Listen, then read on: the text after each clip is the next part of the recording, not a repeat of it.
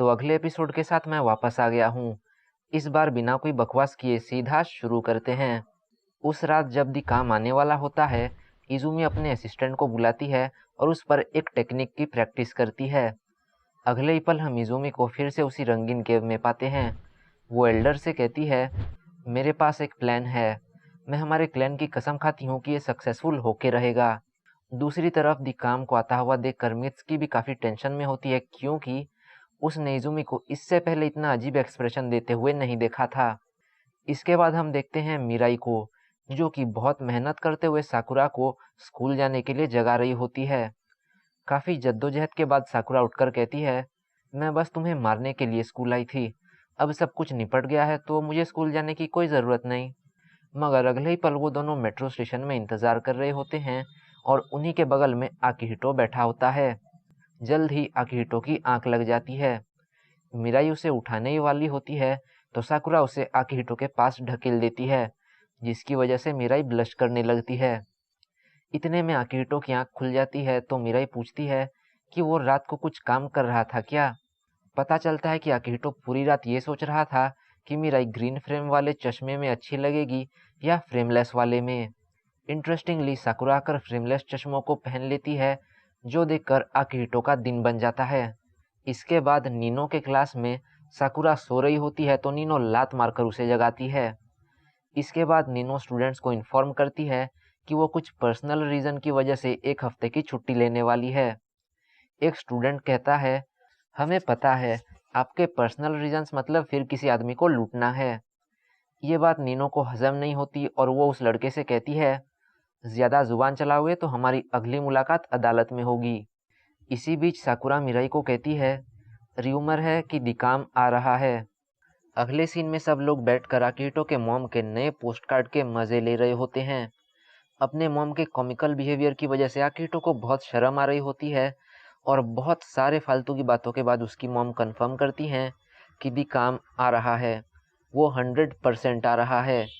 इसके बाद आई सबको गैदर करके एक्सप्लेन करती है कि काम एक ऐसा टाइम इंटरवल है जब सारे योमू की जीवन शक्ति घट जाती है।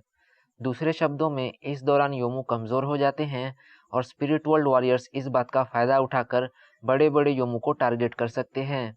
यही रीज़न है कि नीनो एक हफ्ते की छुट्टी पर है। इसीलिए आई स्पेसिफिकली आकिहिटो को संभल कर रहने कहती है। आकिहिटो पूछता है कि ये उसे किस तरह से इफेक्ट करेगा, तो मिस आयाका आकर एक्सप्लेन करती हैं कि वो हाफ योमू है और जब उसका वो हिस्सा कमज़ोर हो जाएगा तो शायद उसके ह्यूमन पार्ट पर भी कुछ इफेक्ट पड़ेगा। अगर इसी बीच आकिहिटो का सामना किसी स्पिरिट वर्ल्ड वॉरियर से हो जाता है तो उसके लिए ये और भी प्रॉब्लमेटिक होगा। शाम हो चुकी है और वो सब घर लौट रहे होते हैं। मित्सुकी से पता चलता है कि दी काम रात को 12 बजे शुरू होगा। इसके बावजूद मित्सुकी को अभी से अजीब सा लग रहा होता है। हिरोमी कहता है, ये ऐसा वक्त है जब मुझे अपनी बहन का हाथ पकड़कर उसे घर तक पहुंचाना चाहिए। मगर मित्सुकी कब का निकल चुकी होती है। इस बात पर आकिहिटो हिरोमी को ताने मारने लगता है और मिराई को याद आता है कि एक सेल है, इसीलिए वो भी चली जाती है। अब हिरोमी कहता है, आकी, इसे हल्के में मत लेना। तो आकिहिटो कहता है, शायद ये प्यार हो सकता है, और अकेले ही वहाँ से निकल जाता है। हम देखते हैं कि मित्सुकी भाग रही है। तभी मिरोकू उसे कहता है, लिफ्ट चाहिए क्या, मैं तुम्हें छोड़ दूंगा। अगले सीन में आकिहिटो ट्रेन में होता है और यहाँ पर भी उसकी आंख लग जाती है। दूसरी तरफ मित्सुकी को लिफ्ट देते वक्त मिरोकू उसे दिक काम के बारे में बताता है। मिरोकू से पता चलता है कि दिक काम भी एक योमू है। हॉलो शैडो की तरह हर पावरफुल योमू की कोई फिजिकल बॉडी नहीं होती। इन्हीं योमू की वजह से कई सारी बीमारियां और नेचुरल डिजास्टर्स होते हैं। इन सब को कलेक्टिवली बियॉन्ड दी बाउंड्री बुलाया जाता है। मिरोकू मित्सुकी को ये सब बताकर उससे बियॉन्ड दी बाउंड्री के बारे में इंफॉर्मेशन चाहता है, क्योंकि स्पिरिट वर्ल्ड सोसाइटी को पता है कि ना से फैमिली कुछ छुपा कर रख रहे हैं, मगर हमारी भोली मित्सुकी को कुछ पता नहीं होता। मित्सुकी के इंस्ट्रक्शंस पर याकीमो स्टीयरिंग को तोड़ देता है और मित्सुकी बियॉन्ड दी बाउंड्री के बारे में उसके पास जो भी इंफॉर्मेशन है सब बताने कहती है। मिरोकू कहता है कि उसे भी इससे ज़्यादा नहीं पता, मगर वो मिराई के बारे में कुछ खास बातें कहता है। मित्सुकी को पता चलता है कि यूई की मौत की वजह से इनामी फैमिली मिराई को मारने वाली थी, मगर किसी ने आकर उन्हें रोका था और वो थी इजुमी नासे। हम देखते हैं कि इज़ुमी ट्रेन में आकिहिटो के पीछे खड़ी होती है। इसके बाद गाड़ी रोककर मिरोकू बात करते वक्त मित्सुकी के कुछ ज़्यादा ही करीब आ जाता है, तो बीच में हिरोमी टपक जाता है। मिरोकू गायब हो जाता है तो पास में पड़े एक पुराने बस के अंदर हिरोमी उसे ढूंढता हुआ आता है। वहाँ पर भी हिरोमी के अटैक को रोककर मिरोकू गन चलाता है।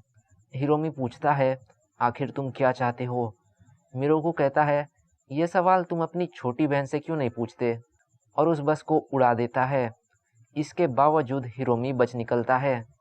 अगले सीन में आकिहिटो अपने बचपन का सपना देख रहा होता है, जिसमें उसके दोस्त डर गए होते हैं क्योंकि कार एक्सीडेंट के बाद भी आकिहिटो पूरी तरह से ठीक होता है। अगले ही पल वो एक डेड बॉडी को देख रहा होता है और उसके हाथों पर खून लगा होता है। आकिहिटो की आंख खुलती है तो उसके सामने इज़ुमी बैठी होती है। आकिहिटो कहता है, तुम यहाँ क्या कर रही हो? तो इज़ुमी उसके पास आकर कहती है, क्यों ना तुम थोड़ी देर और सो जाओ, और एक स्पेल कास्ट करती है। अगले स्टेशन में इज़ुमी उतर जाती है मगर आकिहिटो बेहोश हो गया होता है। इसके बाद आकिहिटो को लेकर मिराई और साकुरा मिस आयाका के पास आए होते हैं। उसे एग्जामिन करने के बाद मिस आयाका कहती हैं कि उसका योमो वाला हिस्सा और ह्यूमन वाला हिस्सा दोनों ही बहुत कमज़ोर हो गए हैं। उन्हें आकिहिटो के बारे में ज़्यादा कुछ नहीं पता, इसीलिए वो लोग इंतज़ार करने के अलावा और कुछ नहीं कर सकते। मिस आयाका उन लड़कियों को घर जाने की सलाह देती हैं, मगर मिराई कुछ वक्त तक रहकर आकिहिटो का ध्यान रखना चाहती है। कमरे के बाहर साकुरा पूछती है कि मिराई की मुलाकात आकिहिटो से पहली बार कब हुई थी। आई कहती है, जहाँ तक मुझे याद है मिराई के यहाँ ट्रांसफ़र होते ही दोनों की मुलाकात हुई थी। अगले सीन में हम मिरोकू को एक अजीब सी जगह पर देखते हैं। वो किसी से कहता है, मेरा प्लान पूरी तरह से तैयार हो चुका है। इसके बाद वो कहता है, पता है, मैं नासे फैमिली को उसे लेने नहीं दूंगा। कुछ वक्त बाद 12 बजते ही दी काम शुरू होता है। नीनो अपना काम तुरंत शुरू करती है और एक बार में ही बहुत सारे योमो को मार गिराती है। उसके पीछे एक बड़ा वाला भी निकल आता है, मगर कोई और उसे मार डालता है। इतने में वहाँ पर इज़ुमी भी आ जाती है। वो नीचे घूम रहे सारे योमो को मक्खन की तरह काट देती है।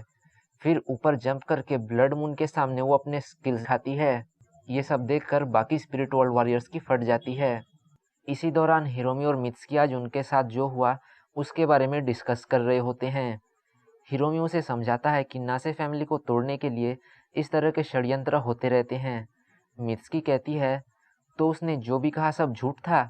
तो हिरोमी कहता है, मैं ऐसा नहीं बोल रहा हूँ, बस मुझे भी इस मामले में पूरा सच नहीं पता। अब मित्सुकी खुद जाकर इज़ुमी से पूछने के बारे में बोलती है, तो हिरोमी उसे मना कर देता है क्योंकि इज़ुमी उनके सवालों को नज़रअंदाज कर देगी। अब उन दोनों को एक साथ मैसेज आता है।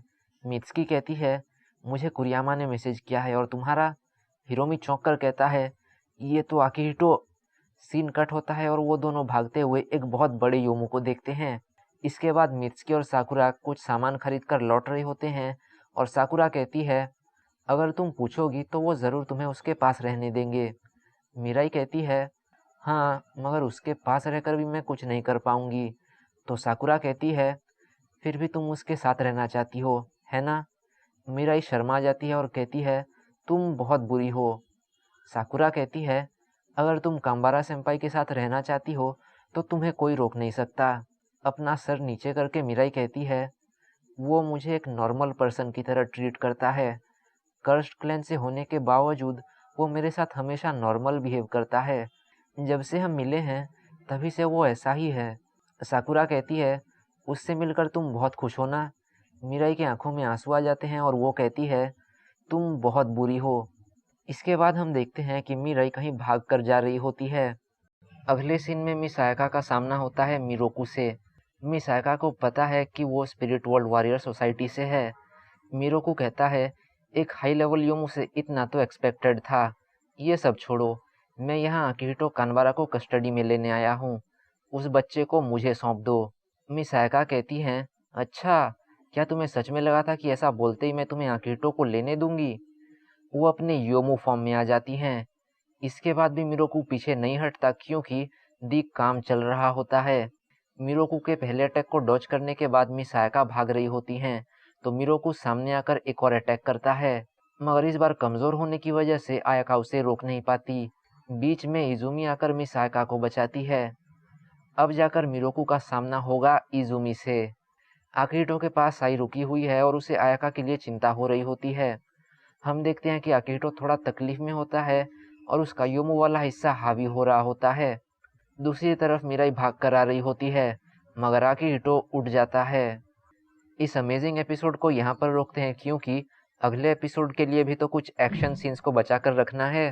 एपिसोड पसंद आया हो तो लाइक और सब्सक्राइब कर देना। मैं मिलता हूँ अगले एपिसोड के साथ, तब तक के लिए अपना ख्याल रखना। Thanks for watching.